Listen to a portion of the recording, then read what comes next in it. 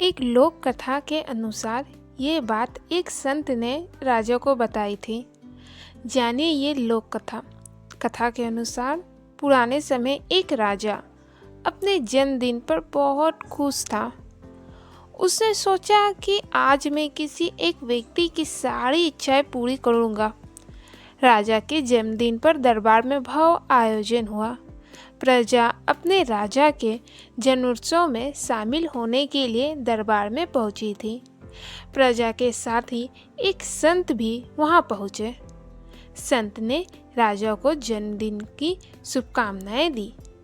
राजा ने संत से कहा कि गुरुदेव, आज मैं आपको सारी इच्छाएं पूरी करना चाहता हूँ। आप मुझसे कुछ भी मांग सकते हैं। संत ने राजा से कहा, महाराज, मुझे कुछ नहीं चाहिए। राजा ने संत से फिर कहा कि गुरुदेव, मेरे लिए कुछ भी असंभव नहीं है।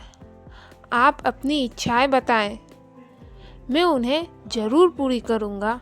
राजा ने जिद कर रहा था तो संत ने कहा कि ठीक है राजन, मेरे इस पात्र को स्वर्ण मुद्राओं से भर दो।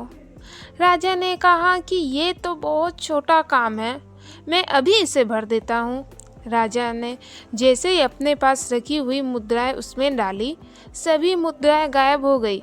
राजा ये देखकर हैरान हो गया। राजा ने अपने कोषाध्यक्ष को बुलाकर खजाने से और स्वर्ण मुद्राएं मंगवाई। राजा जैसे जैसे उस बर्तन में स्वर्ण मुद्राएं डाल रहा था, वे सब गायब होती जा रही थी। धीरे धीरे राजा का पूरा खजाना खाली हो गया, लेकिन वो बर्तन नहीं भरा। राजा सोचने लगा कि ये कोई जादुई पात्र है, इसी वजह से ये भर नहीं पा रहा है। राजा ने संत से पूछा कि इस बर्तन का रहस्य क्या है? मेरा पूरा खजाना खाली हो गया, लेकिन ये भरा नहीं, ऐसा क्यों? संत ने कहा कि महाराज, ये पात्र इंसान के मन का प्रतीक है। जिस तरह हमारा मन धन, पद, ज्ञान से कभी भी नहीं भरता, ठीक उसी तरह ये पात्र भी कभी भर नहीं सकता।